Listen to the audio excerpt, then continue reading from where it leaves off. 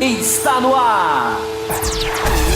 O mais tradicional podcast sobre corridas do Brasil. Os comentários e o debate sobre automobilismo de um jeito que você só ouve aqui. A partir de agora, Bárbara Franzin, Thiago Raposo, Diogo Gomes, Thiago Rosa e Fábio Campos apresentam Café com Velocidade. Café com Velocidade. A dose certa na análise do esporte a motor. Então desce mais uma dose de boas discussões do automobilismo. Seja muito bem-vindo ao Café com Velocidade, edição 592. Eu sou o Thiago Santa Rosa, sim, estou de volta aqui para apresentar este que é um dos podcasts mais tradicionais da internet brasileira. Tem outros podcasts aí muito tradicionais, inclusive estaremos com uma das pessoas que tem um podcast aí super tradicional, que está de volta aí participando do programa, mas eu não vou revelar antes de mais nada, até porque vocês já sabem, até porque isso já foi divulgado, anunciado, né, meus caros ouvintes, vocês estão super atentos às novidades aí do Café com Velocidade nos últimos tempos.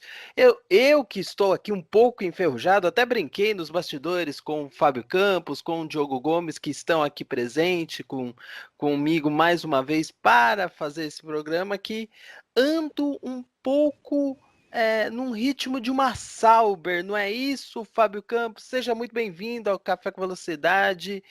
Bom dia, boa tarde, boa noite para você. Dê aí o seu destaque inicial do que você espera desse programa. Olá para você, Thiago Rosa, bem-vindo de volta. Olá para os outros convidados aqui que eu não vou apresentar ainda. E, claro, olá mais especial de todos para o ouvinte, né, que está aí nos acompanhando nessa pós-temporada, a gente pode dizer assim. Tem uma corrida já teve Stock Car esse final de semana, tem uma corrida de Fórmula E no final de semana que vem, né, o início da tão esperada temporada da Fórmula E. Mas o grande núcleo das corridas já terminou, né? A grande maioria dos campeonatos já terminou. Então, o ouvinte que está com a gente nessa pós-temporada, a gente pode chamar assim, é um ouvinte que merece mais aplausos ainda, mais agradecimentos ainda, mais consideração ainda. E dizer para o ouvinte que nós vamos falar aqui hoje de 2018. Hoje estamos proibidos de falar de 2019, porque hoje nós vamos fazer um resumo da temporada 2018. Semana passada respondemos a todas as perguntas que o Auto Racing nos deu o privilégio de responder. Hoje vamos falar de 2018 e na semana que vem tem o nosso último programa do ano, né? Que é o nosso encerramento, até porque na outra semana já é Natal e no Natal, por favor, né? Não contem comigo. Mas brincadeiras à parte, no Natal a gente pausa, mas depois a gente volta.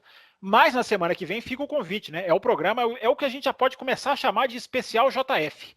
Porque o JF roubou a cena o ano passado, ele ancorou o programa, fez um quiz aqui histórico pra gente, nos pegou aqui de calça curta, como diria o outro. E esse ano ele não conta a pauta, ele não fala o que ele vai perguntar, mas ele vai nos entrevistar. Será uma entrevista com a gente que ele vai fazer. O teor não me perguntem, porque ele confirmou comigo hoje, está tudo em andamento, está tudo sendo preparado, mas ele não entrega o jogo. Então, semana que vem, seremos todos surpreendidos, nós, componentes e ouvintes do Café. Seremos todos surpreendidos com a última edição do ano, digamos assim, para encerrar 2018, que hoje nós vamos falar, né, Rosa, de Fórmula 1, dos detalhes da temporada, dos pontos altos, dos pontos baixos, dos momentos, dos grandes destaques. Então hoje, repito, proibido 2019 aqui hoje é de 2018 nesse nosso review, diria um dos componentes deste programa de hoje, né, Thiago Rosa? Exatamente, um componente que gosta muito da língua inglesa. Sobre o seu comentário inicial, dois aspectos importantes que eu quero mencionar. O primeiro aspecto, você falou sobre o Auto Race, acho que tem a ver aí com um dos nossos convidados. Ele já está ouvindo, ele já deve estar falando, será que eles vão aprontar comigo quando me apresentar? Calma. E o outro aspecto sobre 2018, nós iremos falar, mas com certeza você não irá ouvir o que provavelmente ouviu em outros lugares. Aqui a gente sempre tenta fazer uma análise bem completa, bem equilibrada e diferente daquilo que se apresenta nos outros lugares. Pode ser que em alguns outros sejam mais divertidos, em alguns outros sejam mais dinâmicos. Aqui você vai ter a análise mais completa, podem ter certeza, meus caros ouvintes. E Diogo Gomes, aquele cuja língua inglesa anda presente no seu vocabulário do dia a dia, está conosco também para nos ajudar a fazer esse programa especial Fórmula 1 2018.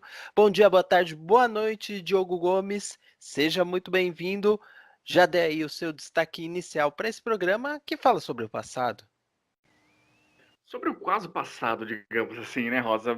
Obrigado pelo bem-vindo, né, de volta e também um bem-vindo de volta para você. Eu e você faltamos algumas edições, infelizmente, né, num passado recente. Peço até perdão ao ouvinte, foram algumas, enfim, questões pessoais, mas estamos de volta forte como sempre. É o tipo de programa bem interessante, né, esse de hoje, porque a gente consegue dar aquela relembrada em algumas situações do ano e destacar também alguns outros pontos. É meio que reviver, né, o review, como disse Fábio Campos, ele que sim, que é um grande apaixonado pela língua inglesa, em usar, né, esse tipo de momento para dar uma relembrada no que a gente viu na temporada de vários altos e baixos, mas acho que tem alguns pontos para a gente destacar, claro, e alguns outros também para a gente apontar, talvez criticar em cima, mas a gente consegue fazer isso durante o programa e, querendo ou não, vai acabar sendo um grande resumo de ênfase do que a gente teve aqui, um grande resumo do que a gente teve como ênfase durante o ano, em certos pontos, em certas críticas. Eu espero que a gente consiga fazer um programa mais pontual em cima dessas questões. Neste programa, infelizmente, não teremos a presença de Thiago Raposo, que, pelo que fui informado, ele está moído depois de 2 horas só dormindo do sábado para domingo, ou seja, ele curtiu bem o final de semana, deve ter bebido todas, enfim. Mandem mensagens @Thiago Raposo para saber o que ele fez na madrugada de sábado para domingo. Enquanto não temos Thiago Raposo para fazer esse review sobre 2018, temos em compensação a ilustríssima presença de Adalto Silva, ele que participou de programas recentes aí do Café com Velocidade, nos apoiou com programas recentes, dúvidas, como disse o Fábio Campos na última edição, fez uma participação e eu estava presente quando ele participou do programa sobre o Grande Prêmio do Brasil. Então é um prazer estar de novo com o Adalto. Dessa vez, eu ancorando o programa como deveria ser, Adalto, da outra vez, da mesma forma que eu estava enferrujado no passado. Ainda estou um pouco enferrujado, então bom dia, boa tarde, boa noite para você, um dos loucos por automobilismo que tanto fazem bem para o automobilismo em si no Brasil. Seja bem-vindo. Obrigado, boa noite para você, boa noite para o Fábio, boa noite para o que não estava aqui. O Diogo o Gomes. Diogo. Ele é meio de longe, tá, Dalton? Não liga não. Né? E boa noite para os ouvintes, ou bom dia, boa tarde. É um prazer estar aqui de novo e vamos nessa. Tá certo, Adalto vai, com a sua vasta experiência e conhecimento de automobilismo, vai nos ajudar a fazer esse review sobre a temporada 2018. Um review que é feito, como o Fábio Campos mencionou na abertura dele, para você, ouvinte, que está aqui conosco até na pós-temporada. E você, ouvinte, que nos apoia, este tem um recadinho especial. Muito obrigado por tudo que você fez ao longo do ano para o Café com Velocidade. Por mais que no final do ano a gente olhe para trás e fale, poderíamos ter feito coisas melhores, poderíamos ter feito mais até com o apoio do nosso ouvinte. É claro que o que a gente fez até aqui foi tudo graças a você que nos apoiou pelo apoia.se/Café com Velocidade. Nós tivemos aí muita gente nos ajudando ao longo do ano no grupo do WhatsApp exclusivo deles. Nós temos aí muitas coisas enfim, a agradecer dessas pessoas que nos apoiaram com 5, 10, 15, 20 reais, ou seja, qualquer quantia. São eles que nos ajudam a melhorar e a criar novas pautas para poder chegar ao Café com Velocidade sempre fresquinho, toda semana, um novo saindo. Por sinal, eu ainda não vou adiantar nada, tá? Não é questão de apoiadores, mas temos um apoio especial vindo a caminho provavelmente para as próximas edições, inclusive logo depois em 2019, vai ter aí um apoio bem especial. Aguardem. Estou sabendo aí por fontes oficiosas que está por vir um novo apoio. Bom, chega de papo inicial, né? Porque agora o papo é Fórmula 1, é temporada de 2018 e teremos muitas discussões a partir de agora. E aí nós vamos falar tudo, basicamente tudo a respeito desta temporada. E eu não quero perder tempo, tá? Fábio Campos, Diogo Gomes e nosso convidado Adalto, principalmente o Adalto, ele tem aí um tempo determinado para ficar, nós vamos fazer o bate-papo e ele tá com tempo aí para poder. Então eu quero ouvir muito o Adalto nesse início de conversa e já começar perguntando o seguinte, Adalto. De 2017 para 2018, a grande diferença que nós, amantes da velocidade, sentimos foi que a Ferrari tinha chegado próximo da Mercedes. A Ferrari tinha condições, a partir do que aconteceu na temporada que se encerrou em 2017, de chegar nesse ano mais forte. E ao longo do ano se confirmou essa tendência de uma Ferrari mais forte. Será que a Mercedes conseguiu se sobressair ao final das contas em cima da Ferrari, ou não foi a Mercedes, foi o piloto que fez a diferença? Uma grande questão que ainda as pessoas discutem nesse final de temporada. O que você acha? Como que você fecha essa temporada 2018 pensando nesse sentido, no grande embate, Mercedes, Ferrari, enfim? Dê aí a sua opinião e vamos começar essa discussão. Eu acho que a Ferrari esse ano, o ano passado, né, 2017, já tinha sido muito parelho. Esse ano a Ferrari começou super bem, ganhou as 2 primeiras corridas. Depois a Red Bull ganhou na China, aquela vitória espetacular do Ricardo. E depois o Hamilton ganhou, o Ricardo, aí o Vettel ganhou de novo só no Canadá. Eu acho que a Ferrari teve o melhor carro na maior parte da temporada. Em grande parte da temporada teve o melhor carro e o melhor motor. E eu acho que quem fez a diferença dessa vez foi o piloto. Eu acho que foi a melhor temporada do Hamilton, desde que ele está na Fórmula 1. E foi provavelmente a pior do Vettel, né? O Vettel cometeu muito erro. A gente fez uma matéria, ainda faltava algumas corridas para acabar, a gente contou os erros, explicou, já tinham sido acho que 7 erros. É muito erro. Um cara que quer ser campeão do mundo não pode cometer tanto erro assim. Erro de perder vitória, erro de perder pole, erro de perder, no mínimo, segunda colocação. Então eu achei que o Hamilton fez a diferença. A Ferrari teve um motor melhor durante boa parte da temporada, até a FIA acabar com a brincadeira lá das 2 baterias, que ficou, inclusive, mal explicado, né? Porque no começo era legal, depois a FIA achou que não era, aí mandou desligar uma bateria. Foi um negócio meio...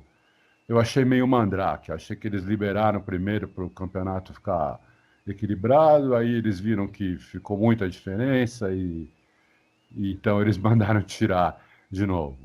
Teve o lance da roda da Mercedes também, aquela roda para refrigerar o pneu, que ajudou muito a Mercedes, principalmente em pistas que ela não estava indo bem, como Singapura, e aí ela tirou e voltou só no final com isso. Mas que a FIA liberou, mas mesmo assim a Mercedes não usava, porque tinha medo da Ferrari entrar com protesto. Negócio eu achei meio mandrake essas coisas. Mas no fim, eu tive a certeza que quem fez a diferença esse ano foi o piloto. Eu achei que o Hamilton guiou muito, não cometeu nenhum erro em nenhum momento. Ninguém consegue apontar um erro do Hamilton a temporada inteira, o que é uma coisa muito difícil, né? Você olhar os campeões passados, todos eles cometiam erros, e eu achei que foi a temporada perfeita do Hamilton essa. Não sei se ele consegue repetir uma temporada dessa ano que vem, mas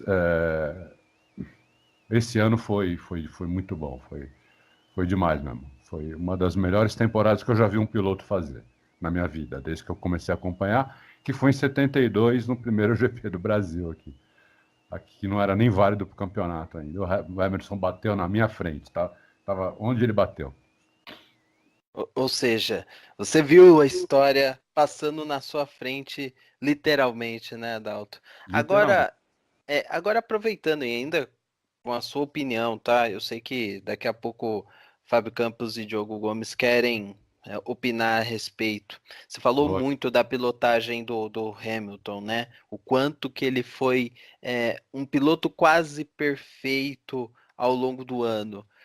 Você acha que isso ajudou a obliterar o Bottas, que não é um piloto, não é um piloto ruim, mas este ano foi apagadíssimo, muito abaixo da crítica, em uma equipe que ainda era a mais forte do grid, por mais que a Ferrari começava a se movimentar, o início do ano era de um carro muito bom. Mas o que você viu que ali que o Hamilton fez diferente que acabou com qualquer perspectiva do Bottas, vamos dizer assim, na perspectiva de equipe primeiro? Primeiro eu queria concordar com você, a Mercedes é a melhor equipe, a Mercedes é excelência na Fórmula 1, total, desde a fábrica. Eles têm a fábrica de motor é separada da equipe, mas é Mercedes também. E a equipe é uma excelência total lá dentro. Difícil uma outra equipe conseguir isso. O Toto Wolff, hoje, ele é disparado o melhor chefe de equipe que tem na Fórmula 1. Agora, o carro desse ano, ele mudou demais o carro desse ano. E eu acho que foi isso que atrapalhou o Bottas, né? O Bottas fez uma bela pré-temporada, estava andando tanto quanto o Hamilton. Só que quando começou o ano e a Mercedes perdeu as duas primeiras corridas, o carro começou a mudar demais, né? Mudar acerto, mudar suspensão, mudar tudo no carro, mudar asa, muita atualização, e o carro foi mudando muito. E isso atrapalhou demais o Bottas, que é um bom piloto de Fórmula 1, ótimo piloto, para dizer a verdade. Um cara bom de trabalhar, o pessoal da Mercedes elogia muito ele, gostam muito dele lá. Um cara inteligente, mas é evidente que ele não tem as mesmas qualidades do Hamilton. Ele não é um super campeão que se adapta a situações diferentes. O carro, basicamente, era quase um carro novo toda a corrida. Porque quando não era atualização, era o acerto que mudava de forma radical para tentar buscar a Ferrari e às vezes a Red Bull, né? A gente não pode esquecer que a Red Bull ganhou várias corridas esse ano também. O Ricardo ganhou, nas 6 primeiras corridas, ele ganhou 2, né? E o Verstappen depois ganhou mais uma só, mais 2 também, porque teve aquela vitória no Brasil que ele não ganhou, talvez fosse a vitória mais bonita do ano, mas a Red Bull ia ganhar 5 corridas se ele ganhasse aquela corrida. E a Mercedes, ela correu atrás o ano inteiro, né? Ela nunca ela chegou numa corrida, talvez com exceção do GP da França, em Paul Ricard, onde foi um domínio mesmo ali, que nem eles esperavam, surpreendente. Com quase todas as outras corridas, a Mercedes não se considerava a favorita para ganhar. Ela, no máximo, considerava que ela estava em pé de igualdade com a Ferrari e, às vezes, com a Red Bull. Então, eu achei que o Bottas sofreu por causa disso. Mas eu acho que qualquer piloto ali sofreria, talvez com exceção do Alonso, que é um cara que também se adapta muito rápido qualquer condição, qualquer carro, qualquer clima, qualquer, né, se o carro está dianteiro, traseiro, se precisa andar no trilho, se pode arrastar um pouco, se tem que arrastar a traseira, se tem que arrastar a frente, é um cara que se adapta também. Mas com exceção dele, eu não vejo outro cara que pudesse fazer muito melhor que o Bottas. Talvez um pouco melhor, talvez tenha algum outro, o Verstappen, talvez, ou talvez o Ricardo, mas a maioria dos pilotos ia fazer o que o Bottas fez, porque o carro mudou muito, muito, muito, muito, né?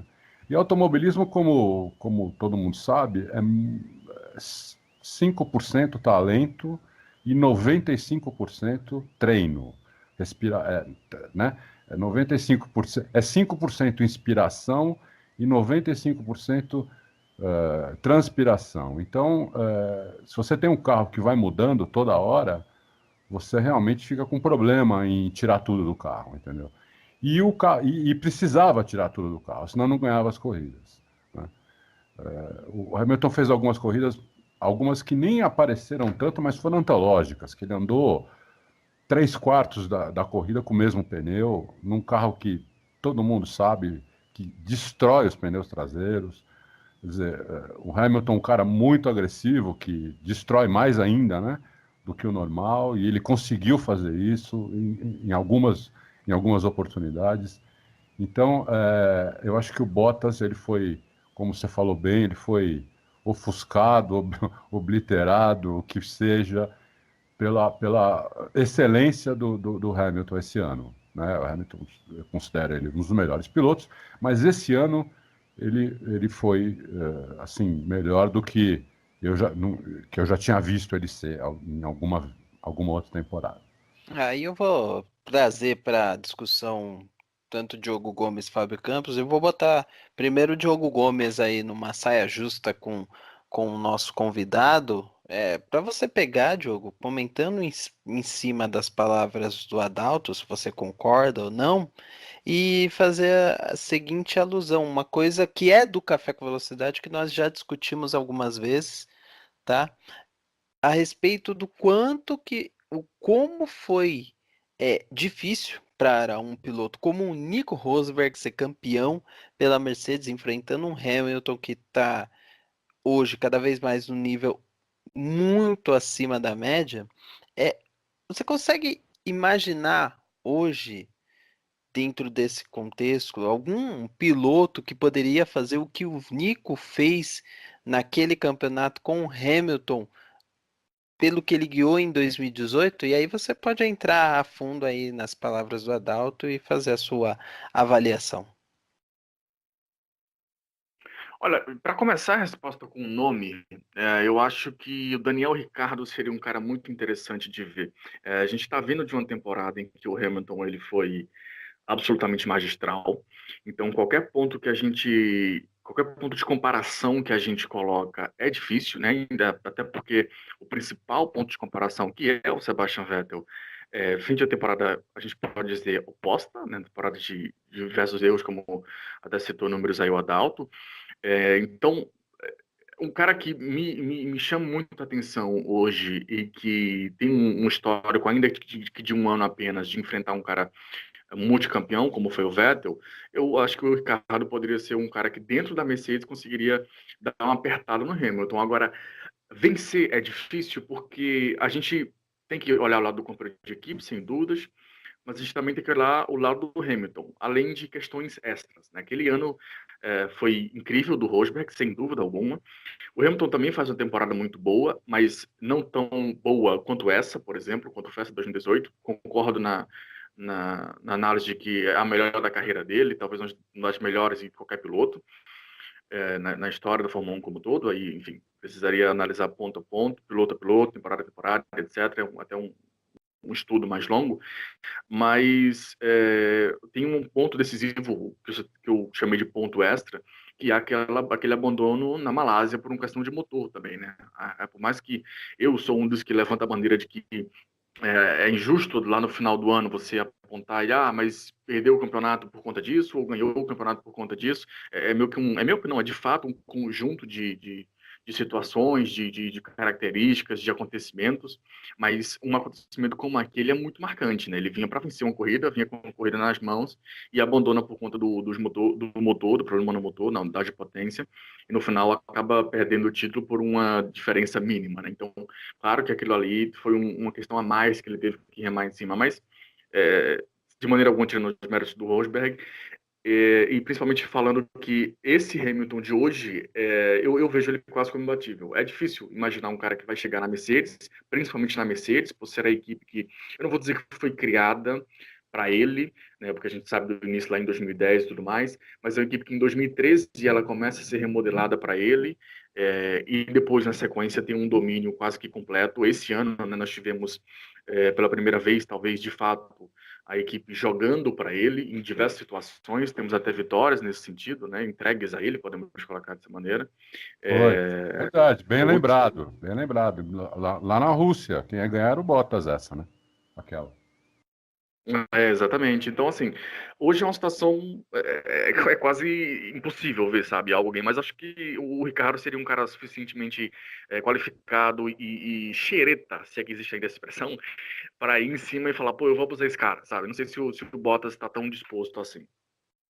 Agora, passando a bola para o Fábio Campos, o nosso outro componente, pegando também um outro ponto que o Adalto falou, o Campos, é a questão do trato com os pneus.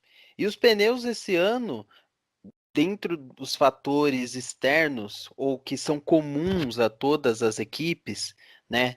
Diferente da questão aí de motores, o desenvolvimento da parte aerodinâmica, que cada um pode seguir por um caminho dentro do regulamento ali, os pneus acabam sendo os mesmos. Fábio Campos, como que o Hamilton conseguiu lidar tão bem com este item que foi tão importante na história do campeonato 2018? O que você acha? E claro, fique à vontade para dizer qualquer outro comentário a partir das palavras do Adalto. Eu acho que na questão dos pneus, Rosa, os pneus da Pirelli acabaram sendo muito mais, muito menos sensíveis do que se esperava, né? Do que, não sei se foi o planejado ou não, se é exatamente intencional da marca ou não, mas os pneus se tornaram itens bastante resistentes, ainda, claro, extremamente necessários de cuidados, de acerto de um carro voltado para preservá-los. Nenhuma dessas propriedades foi jogada fora. Mas a gente viu que uma parada só foi a tônica do ano, do final de ano principalmente, se não tanto do começo, do final de ano. Praticamente todas as provas. E aí não interessava se era super macio, se era hiper, se era ultra, se era super ultra, se era mega gigante, não interessava o tipo ou a cor do pneu. As corridas todas tinham praticamente uma parada só, como essa tônica. Houve os Estados Unidos, que teve aquela chuva toda, o Raikkonen consegue até ganhar, e teve gente que fez mais paradas, enfim, você pega ali exceções. Mas a tônica dos ritmos de prova normais, quando existem as malfadadas sextas-feiras, que não deveriam existir, pelo menos não do jeito que existem hoje, enfim, finais de semana normais, aplicava-se ali uma parada só. Então o pneu deixou de ser, talvez deixou de ser seja uma expressão até errada, né? Mas o pneu não foi tanto um item de necessidade máxima de preservação. Era possível se forçar um pouco mais, embora com uma parada só, muitas vezes chega-se no ponto, em praticamente todas as corridas, chega-se no ponto em que vira apenas preservação. Exatamente. Então, eu acho que nisso o Hamilton se aproveitou muito bem. A Mercedes talvez tenha talvez até mereça mais os méritos disso do que ele, embora eu acho que é difícil a gente quantificar aqui do lado de fora, né, sem ter ali a planilha técnica, exatamente ali o que cada piloto está fazendo em tal curva, está tratando a curva mais fechada, a curva mais de alta, mas eu acho que um conjunto o Hamilton se aproveitou muito melhor nessa questão dos pneus. Eu acho que foi uma temporada, eu concordo com o que foi falado. A temporada do Hamilton foi absolutamente genial, eu acho que é importante o Café passar essa mensagem, porque o automobilismo tem esse lado muito difícil, né? Diferente de outros esportes, né? Porque muitas vezes a genialidade ela é aplicada no volante e a gente não vê. Às vezes é difícil a gente enxergar o cara que está sendo genial, que está fazendo uma pilotagem. Ou a gente olha só o resultado, ou a gente não consegue enxergar o cara que chegou lá em 15º, mas que guiou pra caramba. É isso mesmo. E eu acho que 2018 pode passar para muitos a imagem errada de justamente não ver o Hamilton como ele foi genial.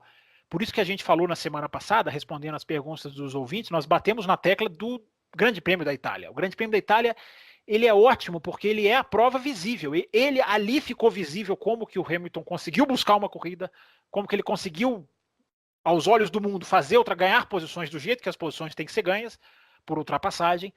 Então a genialidade do Hamilton, tomara que essa imagem fique, porque é provável que tenha acontecido isso que foi falado aqui antes de mim. É provável que a gente tenha visto a maior vitória braçal dos últimos anos na Fórmula 1, em termos de braço mesmo, da era moderna, digamos assim, da Fórmula 1. Porque o automobilismo, infelizmente, sempre foi, mas infelizmente ele vai se tornando cada vez mais equipamento do que braço.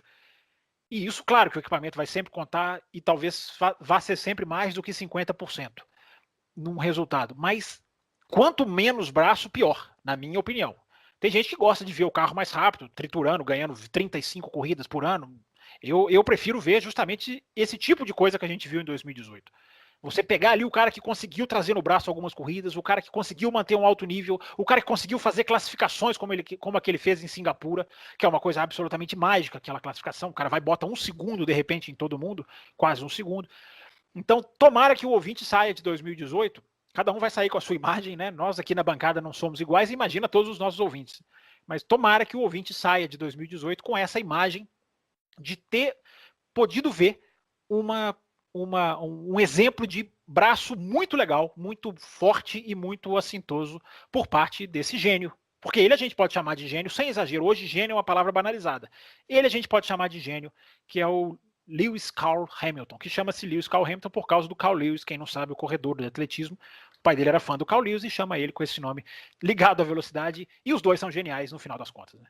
Pô, eu não sabia disso, não. Aí, vivendo e aprendendo. Essa memória aqui... Lewis Carroll Hamilton por causa do Carl Lewis, o pai dele confessou. Os dois, porque ele gostava de velocidade, né? E os dois viraram super campeões. Né? Adalto, é que você não sabe, mas Fábio Campos, ele tem uma memória incrível. Então ele deve ter um dia se pegado pensando assim, por que Lewis? Por que Lewis? E aí ele pesquisou há uns 10 anos atrás, logo que o Hamilton Isso foi uma entrevista do pai dele, que eu nunca esqueci. Uma entrevista do pai dele que eu nunca esqueci. Tá vendo? É uma coisa que deve ter sido divulgado 10 anos atrás. Ele lembra até hoje. Essa é a memória que a gente tá lidando e lida sempre no programa. Bom, Mercedes passado, acho que vale aqui ressaltar que a gente tá fazendo esse review. Vamos tentar passar primeiro geral de uma equipe que foi a vencedora, campeã, mas vamos mudar um pouco. Não vamos falar logo de cara Ferrari, Red Bull, outras equipes. Vamos jogar elas mais para frente e aqui vamos trazer outros times para poder fazer uma análise também e o ouvinte ter uma ideia do que cada um de nós ouviu delas ao longo do ano. E uma nós equipe... vamos passar por todas, né, Rosa? Só para deixar claro para o ouvinte. Exatamente. Nós vamos passar equipe por equipe, mas nós vamos deixar essas outras grandes um pouquinho mais para frente, porque tem muito engraçadinho que escuta só o começo do programa e depois sai. A gente já percebeu isso. Então nós vamos tentar segurar esses engraçadinhos. É tática mesmo, de audiência. Isso, é tática mesmo. É tática mesmo. Isso que o Fábio Campos está dizendo é a pura verdade. Vamos tentar prender a audiência com essa organização. Mas é curioso, porque aí ele, logo depois da Mercedes, ele traz quem fez o roteiro é o Fábio Campos, tá? Eu vou também denunciar isso. Quem vem logo a seguir, depois da Mercedes, na ideia que Fábio Campos rascunhou no seu caderno, foi a Haas. E se a gente lembra de um início de ano forte de Mercedes, né, de Ferrari bem, a gente lembra também de um início de ano muito forte da Haas, parecendo que seria a grande equipe do grupo das demais. E ao longo do ano oscilou demais. Aí, Adalto, eu sempre colocando você em maus lençóis, será que a culpa, no caso da Haas, se no caso da Mercedes era por conta do piloto, no caso da Haas, esse desequilíbrio foi também culpa dos pilotos? No caso, o nosso querido Romain Grosjean e o Kevin Magnussen, ou não? Você tem uma outra visão? Que você pensa aí da Haas ao longo de 2018? Olha, a Haas, ela começou o ano, o carro era uma cópia da Ferrari. O carro era muito parecido com o da Ferrari. O carro era mais de 95% igual à Ferrari. Acontece que a Haas não tem os mesmos recursos da Ferrari. Então, o carro começa de uma maneira no ano e acaba totalmente diferente. O carro vai evoluindo, né? E a Haas não conseguiu evoluir. Então, porque não tem recurso, não tem dinheiro, não tem recurso técnico e também não tem um nível muito alto de pilotos. Não acho que eles sejam ruins, nenhum dos dois, apesar que foi uma temporada ruim do Grosjean. Eu acho que foi uma temporada boa do Magnussen e foi uma temporada ruim do Grosjean, mas eu acho que eles sofreram muito com o carro estagnou, entendeu? Então, enquanto a Ferrari ia para frente, quando eles começaram muito parelhos e enquanto a Ferrari ia para frente, eles foram ficando. Isso acontece muito com equipe média, né? Começa bem e vai ficando, né? Porque não tem grana para desenvolver o carro.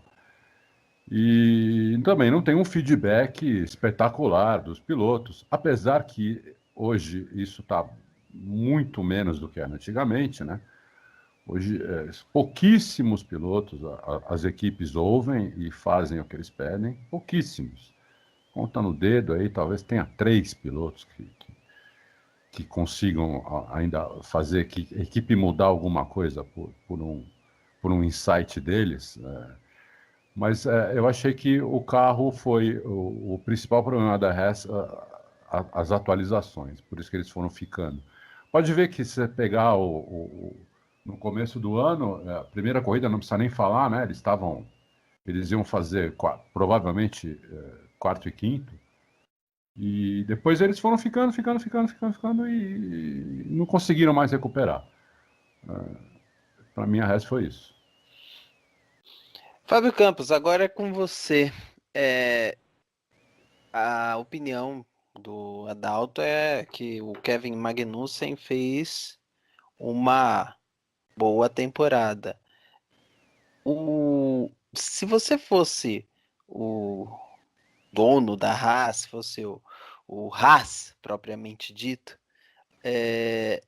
você daria a missão do desenvolvimento do carro exclusivamente para o Magnussen, ou você olharia como ele olhou para o Grosjean e daria pontos para ele pelo tudo que o Grosjean passou com a Haas nesse passado já não recente, mas já de bastante convivência, enfim, esse voto de confiança que o Grosjean teve ao longo desse ano vai valer a pena? Como que você vê a temporada de Kevin Magnussen e Romain Grosjean? Eu acho que até aqui, até esse ponto que a gente está gravando, começo de dezembro de 2018, eles são com ressalvas, mas são merecedores dos assentos que eles possuem, mas com ressalvas. Eu acho, eu até coloquei a Haas justamente em segundo no roteiro, porque eu acho que ela foi um dos grandes destaques do ano. Eu acho que eu não vi essa involução da Haas tão clara assim como vocês. Claro, o começo ali de ano foi mais impressionante, é mais impactante, mas ela consegue, o grande resultado dela é bem no meio do campeonato, né? Ela teve uma desclassificação na Itália que foi crucial para os seus pontos, e a Itália a gente já pode colocar ali mais ou menos como parte final do campeonato. Ela terminou pontuando nas últimas corridas. Então, se não é exatamente a mesma Haas do começo do ano, e eu acho que é até compreensível que não seja, porque é uma equipe que tem o número de pessoas envolvidas na operação da fábrica é o menor que tem na Fórmula 1, se eu não estou enganado. E claro, a questão de investimento. Então, talvez seja até natural, mas eu não vi que ela caiu tanto assim. Eu não vejo uma queda de rendimento tão brusca assim. eu acho que os pilotos, repito, para 2018, para começar 2019 com eles, eu até entendo, mas eu acho que a Haas já chegou num ponto, ou está chegando, ou está cruzando uma fronteira de passar a olhar para pilotos de uma outra maneira. Né? Fronteira essa que, mesmo sem estar tecnicamente pronta, a Renault já fez. Né? A Renault já olhou para sua dupla de pilotos e atacou aonde tinha que atacar. Claro que a Haas não vai chegar nesse tamanho de fazer uma coisa dessa, de trazer um piloto top de linha. Mas começar a olhar para os seus pilotos e não olhar para o fator gratidão ou para o fator será se talvez. Eu acho que para 2018, eu repito, até entendo começar com o Magnussen e Grosjean. Mas eu acho que se ela mantiver o que ela fez em 2019, que vai ser assombroso se ela conseguir ser quinta colocada de novo no campeonato de construtores, que eu acho que em 10 equipes ela ser quinta, sendo a caçula da Fórmula 1, sendo uma equipe com pouco investimento, sendo uma equipe com pouco pessoal, pouca força de trabalho, eu acho que quinto lugar é quase um milagre. Por isso que eu fiz questão de colocá-la aqui numa posição privilegiada no nosso roteiro. Eu acho que se ela repetir em 2019 o que ela fez em 2018, ela precisa olhar para os seus pilotos de uma maneira diferente, no sentido de que é hora de trazer gente que puxe esse carro para cima.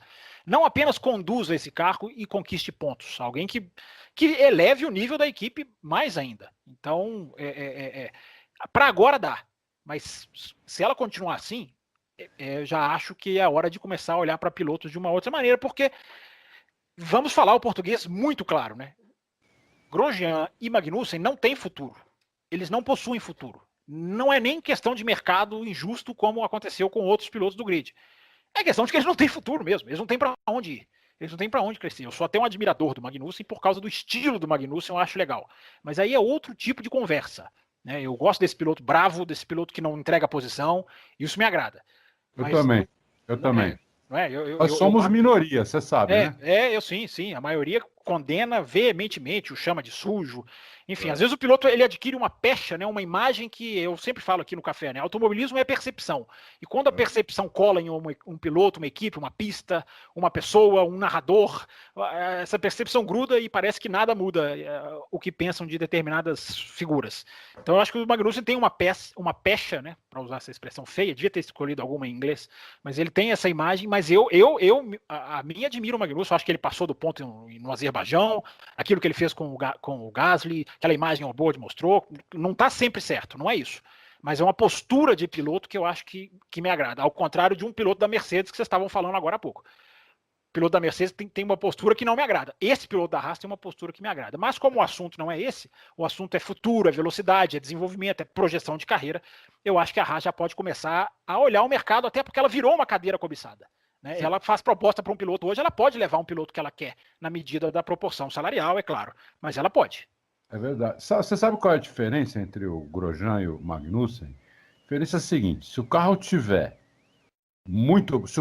como o Grosjean gosta, o Grosjean é muito rápido. Muito rápido. Agora, se o carro tiver um pouquinho diferente do que ele gosta, ele não consegue se adaptar. Principalmente a questão de freio. O Grosjean tem uma freada, ele quer ter uma freada de estilo Hamilton. Ele quer frear lá dentro, aquela freada profunda, tardia, mas ele trava o pneu. A Haas não conseguiu, até hoje, desde que ele está lá, e esse problema já começou antes com ele, na Lotus, já tinha um pouco desse problema, trava muito o pneu. E aí o Grosjean fica muito frustrado, e aí não vai. Inclusive teve aquele lance de troca de fornecedores de freios por conta dos problemas do Grosjean, né? Exatamente. Já o Magnussen, ele não é tão rápido quanto o Grosjean quando o carro está campeão, mas ele se adapta um pouco melhor. Ele é mais, como você falou, ele é mais bravo, ele é mais, sabe, ele é mais valente, ele é mais... ele arisco. Tem sangue. Ele é mais viking. Ele é mais viking, né? Olhos. Como um dinamarquês, ele é mais viking, né? Exatamente. Tem sangue nos olhos e se der uma carroça para ele vai dar uma reclamada, mas ele vai guiar a carroça da melhor maneira que ele puder, entendeu? Já o Grosjean fica frustrado, fica triste. Você vê o Grosjean, parece que ele está depressivo no box, né? Quando o carro não está como ele quer. E é difícil um carro de meio de pelotão tá exatamente como o piloto quer. É muito difícil. E o piloto, na maioria das vezes, todos os pilotos, na maioria das vezes, tem que se adaptar à característica do carro naquela pista, com aqueles pneus, naquelas condições. Bom, desculpa, falei demais. Ah, que isso? Você tá num programa que tem Fábio, que tem Diogo Gomes. Aqui Então, era do Diogo falar, eu peguei e cortei. Desculpa, Diogo. Mas aqui a Não, gente corta, imagina. pode cortar. Aliás, o Diogo merece ser cortado. O Diogo tá O numa Diogo nem fase participa, em que o castigo tem que vir a cavalo. Ou a 850 cavalos, que seja. Exatamente. Mas o que eu ia perguntar para o Diogo, Adalto, independente se você ter interrompido seu comentário ou não, na verdade é o seguinte, ainda falando sobre a Haas e sobre essa temporada deles, a partir do momento que eles têm um carro baseado no projeto da Ferrari, né? É sabido que eles vão ter provas que, assim como a Ferrari andou muito bem, né? Eles vão ter provas que andam muito bem. Inclusive, o Fábio Campos mencionou isso. Então, ao longo do ano, você lembra de algum detalhe, de alguma prova que você viu que a Haas se destacou da mesma forma que a Ferrari havia se destacado? E aí você vê que esse projeto, da forma que surgiu, lembrando que a Haas tem uma parceria que praticamente traz um clone de carro de Ferrari de um ano anterior para o ano posterior. Você acha que isso é o que está dando certo para a continuidade da equipe na Fórmula 1? Lembrando de, claro, a gente está falando 2018, por mais que na última resposta eu forcei Fábio Campos a falar um pouco de 2019, mas em 2018 você viu isso da Ferrari, da Haas em relação à Ferrari? Esse é um tema bom, porque até vai lá atrás, acho que é algo que com o tempo a gente acabou deixando um pouquinho de lado, essa parceria, eu diria, o meio maluca, mas meio incrível da Haas com a Ferrari, né? Desde antes da Haas de fato entrar na categoria, eles já anunciaram que teria essa parceria, que pegariam ali algumas peças, vamos dizer assim, algumas partes do carro da Ferrari, ou de conjunto da Ferrari, desenvolvimento, etc. Eu acho que funciona muito bem. Acho até que é um tipo de modelo de trabalho, podemos dizer assim, até a ser seguido. Depende muito da maior, digamos assim, da, entre aspas, matriz, para fazer essa coisa toda funcionar, mas eu acho que é um esquema legal, digamos assim. Você falou de alguma prova em que tinha chamado a atenção a Haas. Eu lembrei aqui rapidamente, quando você falava de Áustria, é uma prova que eles terminam no top 5 ou um quarto e outro em sexto, algo do tipo, preciso conferir direitinho, mas algo parecido. Não é uma prova que a Ferrari vence, acho que é vencida por uma das Red Bulls, mas a Ferrari também anda bem, termina com os dois carros no pódio, isso eu lembro bem. Então, talvez aí é um exemplo dessa proximidade, tanto de Ferrari quanto de Haas. É um final de semana que aquelas duas andaram muito bem, sabe? Que andaram juntas, até pode-se dizer, juntas considerando o tamanho do Red Bull Ring. Mas só não é a minha parte da resposta, mas me xeretando na questão dos pilotos rapidamente, eu fiquei devidamente, assim, totalmente, melhor dizendo, frustrado com a temporada do Magnussen, perdão, do Grosjean. Eu acho que ele, principalmente quando a gente faz a comparação direta com o Magnussen, não só pela questão de agressividade e tudo mais, que me chamou muita atenção no ano do Magnussen, que eu gostei bastante, mas até olhando a questão de regularidade, que é algo que não era um fator tão grande assim do Magnussen, não tinha sido anteriormente na Fórmula 1, desde a categoria de base não tinha sido algo preponderante, tanto é que ele chegou na Fórmula 1 mais caracterizado como um cara que ganhava muitas corridas, mas que também cometia muitos erros e tudo mais. Quem assistiu ele na falecida Fórmula Renault 3.5 lembra bem disso. Então, assim, a comparação entre os dois, ela no papel, no zero, ela tende, na minha visão, um pouco para o Grosjean. E o que eu vi na temporada foi um Magnussen totalmente dominante sobre o Grosjean, o Magnussen sabendo sair de algumas situações complicadas que eles tiveram durante o ano, enquanto o Grosjean parece que ficou preso a dentro de uma redoma, sabe? E não conseguia se movimentar, não conseguia sair disso. E eu vou dizer que isso me frustrou um pouco, cara. Um pouco não, muito, né, posso dizer. Porque pela experiência que ele já tem na Fórmula 1, a gente já pode considerar isso. Ele tem uns anos interessantes lá. É um cara que já brigou constantemente por pódio na época final da Lotus. Enfim, tem um nível, sabe? Tem um certo status a ser preservado, digamos assim, ou que ele já alcançou e que pode ser reconhecido por isso. E para mim ele perdeu para o Grosjean de uma maneira, assim, acachapante, sabe? Então, eu não sei se me frustra totalmente ele ter uma vaga para o próximo ano, não sei quem poderia entrar nessa vaga. Eu estou desconsiderando aqui o Ocon, tá? Porque se ele não entrou na Williams, enfim. Mas tomara que essa dupla continue funcionando para o próximo ano e principalmente, já que eles estão confirmados para o próximo ano, né? Principalmente que o Grosjean consiga voltar ou consiga apresentar algo mais acima, sabe? Até na comparação de pontos, comparação de resultados, tudo com relação ao Magnussen, a diferença entre eles é muito grande. E aí quando a gente vai comparar atitudes de pista, aí essa distância ela pula mais ainda, sabe? Ela fica mais chocante ainda. Então, eu gostei da temporada da Haas como um todo, de equipe, do Magnussen, mas o lado do Grosjean, para mim, foi bem decepcionante. Porque ele é um cara muito irregular, né? Só para deixar isso claro, ele tem um problema de regularidade gravíssimo. Quando a gente fala que não tem futuro, não quer dizer que seja um piloto ruim, porque se tem outro piloto que eu acho que não tem futuro, é o Pérez, mas não quer dizer que seja um piloto que não mereça estar na Fórmula 1 ou que não merecesse até uma segunda chance.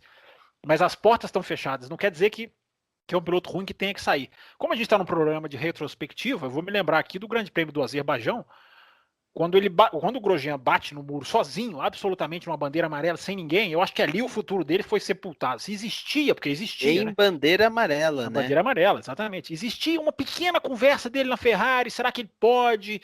Ele falava que queria, enfim. Existia uma fumacinha que não queria dizer nada, mas era. Ali acabou aquilo, ali aquilo foi sepultado, porque ele tem ele é muito desses altos e baixos, né? Então, só para deixar isso registrado, não é um piloto ruim, é um piloto que infelizmente tem essa pecha também em cima dele. Eu tô adorando essa palavra. A força mental do Grosjean é muito baixa. Ele tem um problema, é a cabeça. Ele é rápido, o Grosjean, não tenho dúvida. Usar o Grosjean com o carro com um carro bom, com um carro que ele gosta, que ele consegue frear onde ele quer, que ele consegue colocar o carro onde ele quer, ele vai ser mais rápido que o Magnussen 9 de cada 10 vezes. Mas, como isso é um sonho impossível, em praticamente qualquer carro, né, então ele perde na força mental pro Magnussen. Acontece muito isso no tênis, entre os 10, 20 melhores tenistas do mundo, o cara que está em primeiro é o cara com maior força mental, muitas vezes não é o cara mais habilidoso, é o cara com mais força mental. Acontece muito isso com o Grosjean. O Fábio Campos mencionou... desculpa, Diogo, fala aí.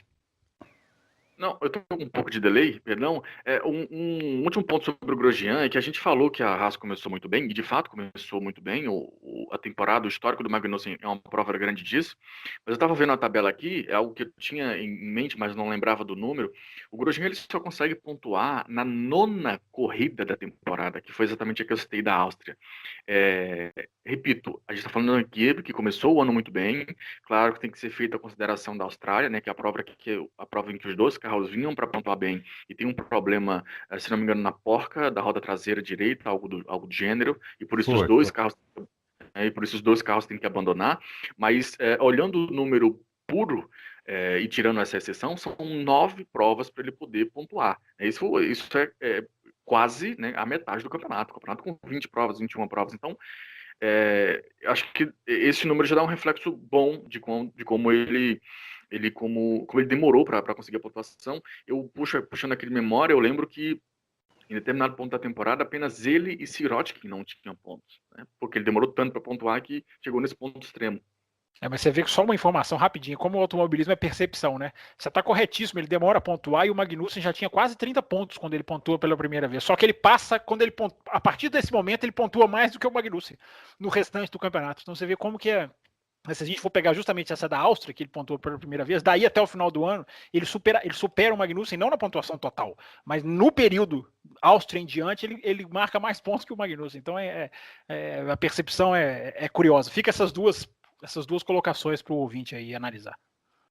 Além dos comentários muito pertinentes que vocês estão fazendo, vocês estão dando também ótimas brechas para os assuntos que vêm a seguir, né? Então, vocês falaram de dupla de equipe equilibrada, vocês falaram de Sérgio Pérez, vocês falaram de momentos em que a equipe tem viradas no campeonato. Bom, pois bem, eu não posso deixar de mencionar então a próxima equipe como talvez a que tenha tido, fora as equipes grandes, as maiores viradas ao longo do ano, que é a Force India. Primeiro porque ela começa o ano como Force India e termina o ano como Racing Point, né? Só isso já representa alguma coisa. Segundo, porque os pilotos, né? O Pérez acaba se esvaindo talvez naquela condição de o piloto que perdeu oportunidades, como vocês disseram agora há pouco,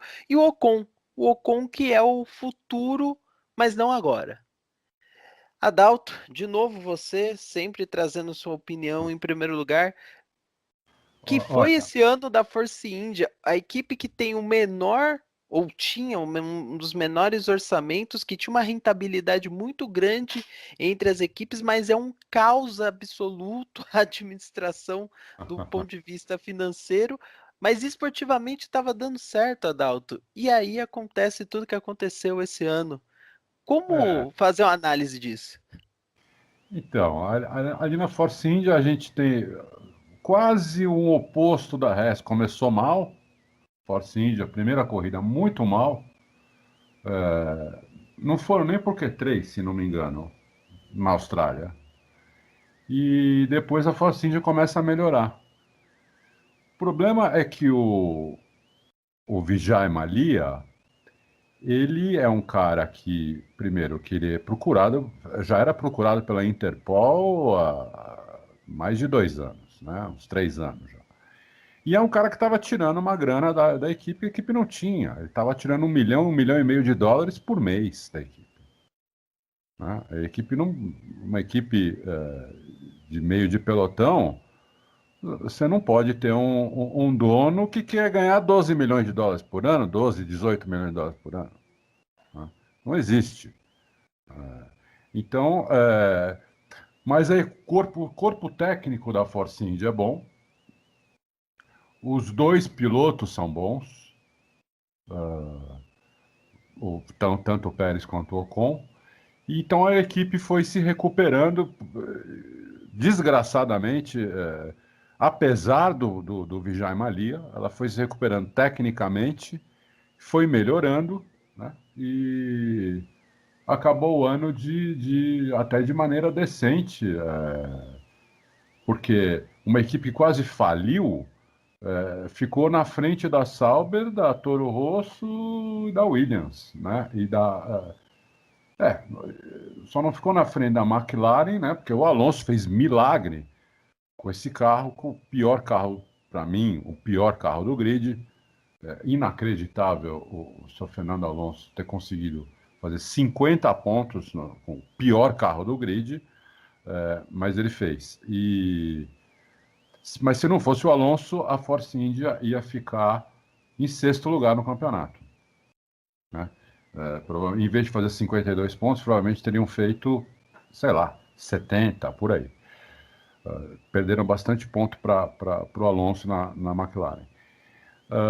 Em relação aos dois pilotos, o Pérez é um bom piloto de Fórmula 1, né? Já teve sua chance numa equipe grande, duvido que vai ter de novo. Ele teve, quando a McLaren era grande ainda, né? Ele teve lá. Vamos dizer que a McLaren estava começando a derrocada ali. O Ocon é um piloto rápido, talvez não seja tão constante ainda, falta, né? Também é jovem, falta um pouco falta maturidade para ele. Perdeu do Pérez em pontos, né? Assim, perdeu claramente do Pérez em pontos. Não lembro agora exatamente quantos pontos cada um fez, mas o Pérez fez bem mais pontos que ele. Acho que talvez 50% a mais. Em classificação, em posição de grid, o Ocon ganhou dele. E no fim a equipe foi resgatada pelo pai do Stroll, né, que viu que a Williams está em franca decadência também, é outra inacreditável, né? McLaren e Williams, as duas equipes que até alguns anos atrás eram as melhores equipes, hoje são as duas piores equipes, né? O Stroll foi lá, comprou a Force India e ano que vem vai ser o Pérez com o Stroll, né? Eu acho que o Pérez, apesar de não ser filho do dono, eu tendo a achar que ele vai nadar de braçada, porque o Stroll é muito fraco, né? Muito fraco. E a Force India foi isso, ela foi resgatada no final para não fechar, porque senão ela ia fechar. Eu acho que até a posição que ela chegou foi bem boa, por todos os problemas que eles tiveram, né?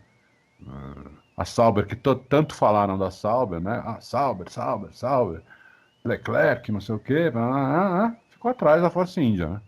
A equipe quase faliu e eles ficaram atrás da Force India.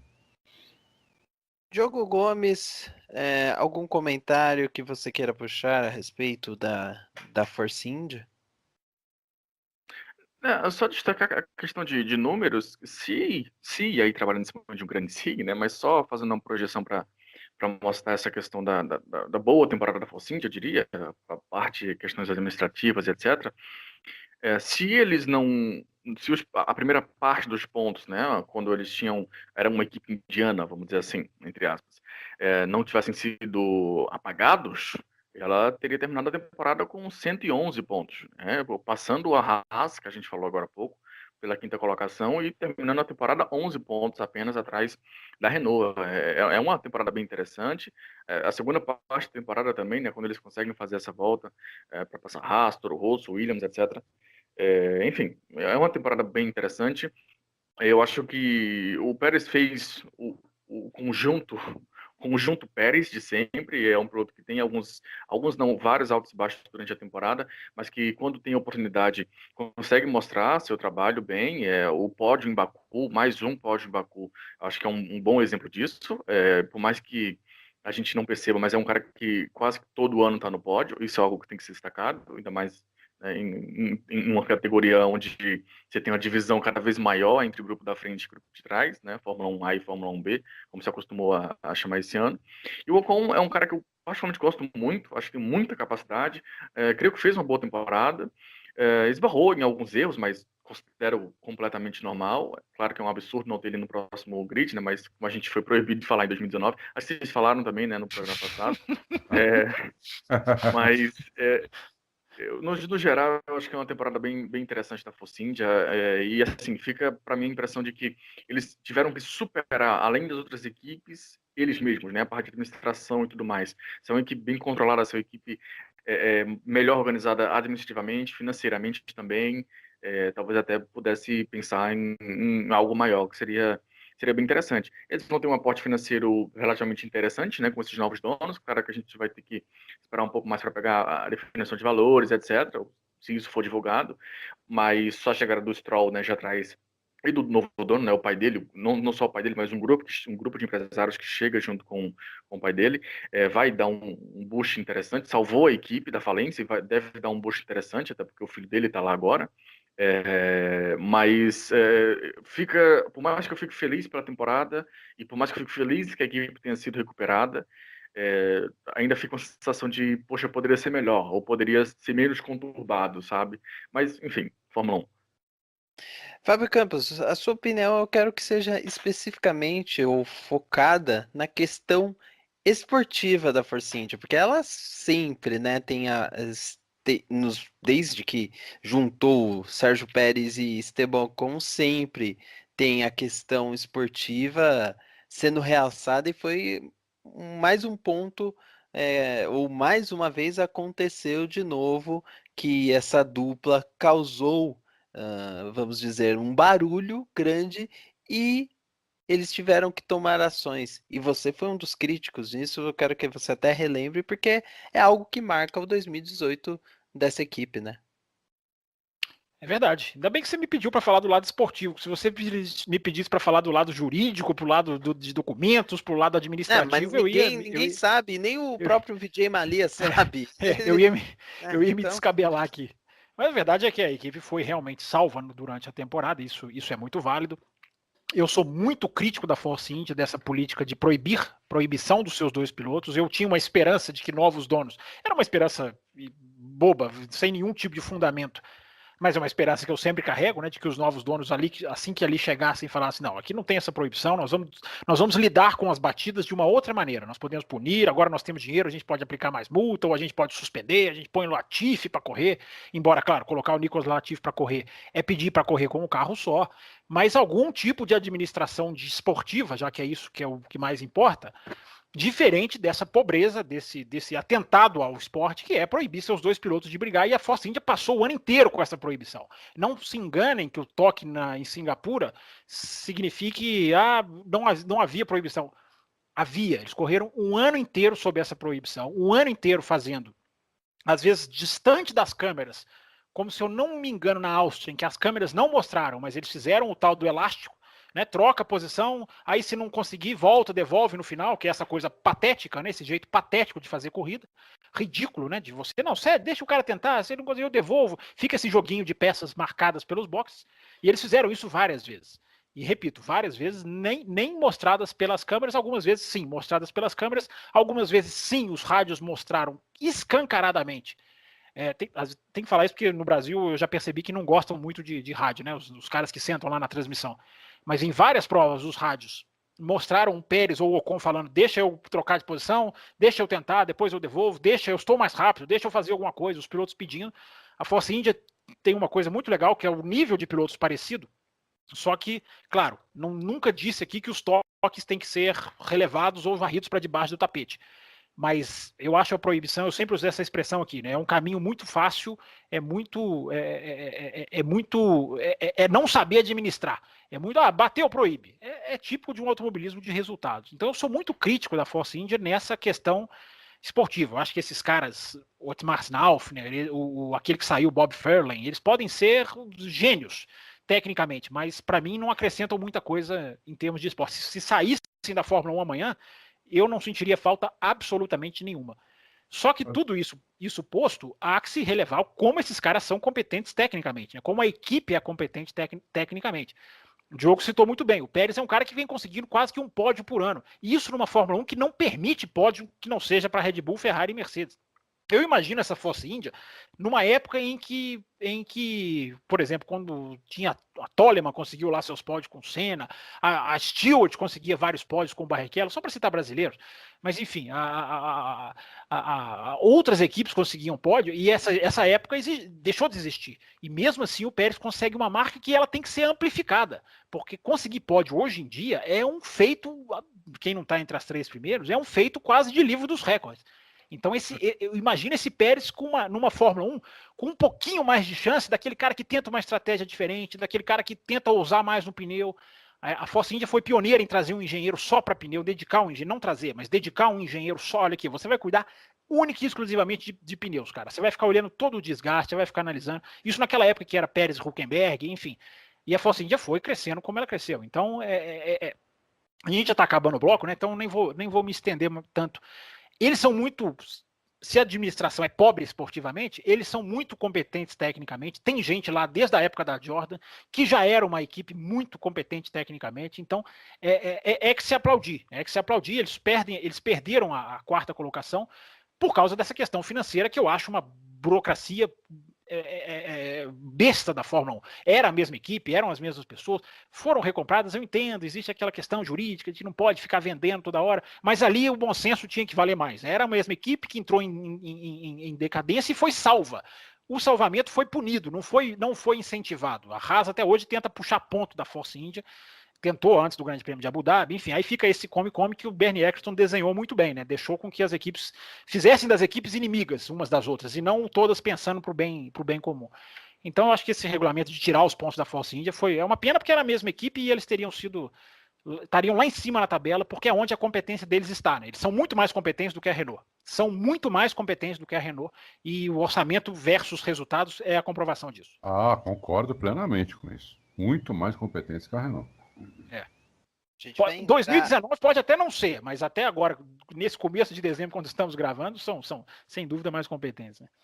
A gente vai entrar em detalhes a respeito da Renault, de todas as outras equipes também, como prometemos, mas como o bloco já tem 1 hora e também nós temos prometido os blocos menores para os nossos ouvintes, ou partes, né, do programa menores para os nossos ouvintes poderem apreciar o programa com mais qualidade, então nós vamos fazer uma pausa aqui.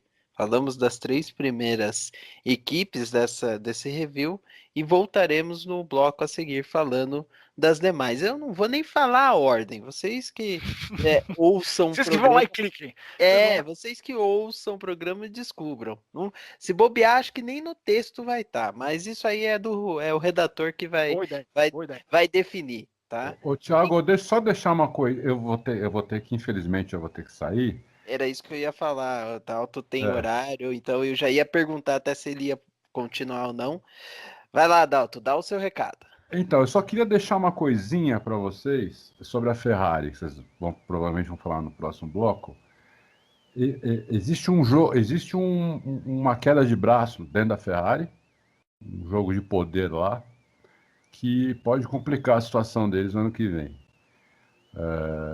O Mattia Binotto quer ser chefe de equipe, no lugar do Arrivabene.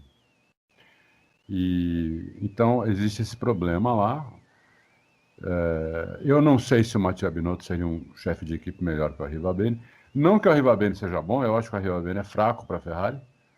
Ele veio do futebol, veio da Juventus, que é um esporte totalmente diferente. Não tem nada a ver uma coisa com outra. Eu acho que o Arrivabene é fraco. Não sei se o Binotto seria melhor. Tecnicamente, o Binotto dá 1-0 no Arrivabene. Mas eu não sei se o Mattia Binotto é bom de gerir pessoas, gerir pilotos, né? Isso a gente não sabe. Porque ele nunca fez, então a gente não sabe. Mas isso é um ponto que pode ser o calcanhar de Aquiles da Ferrari no ano que vem, viu? Tá certo, Adalto. A gente vai deixar isso anotado. Inclusive, para falar da Ferrari, a gente vai trazer esse assunto à tona, porque o Arrivabene é uma das figuras que, ao longo de 2018, junto talvez com Sebastian Vettel, sofreram muitas críticas. E o porquê das críticas? Adalto, antes de mais nada, obrigado aí pela participação. Esperamos nos ver mais, ou nos ouvir mais vezes aí nos próximos programas. Você já tem a chave da porta, viu, Adalto? Você já pegou.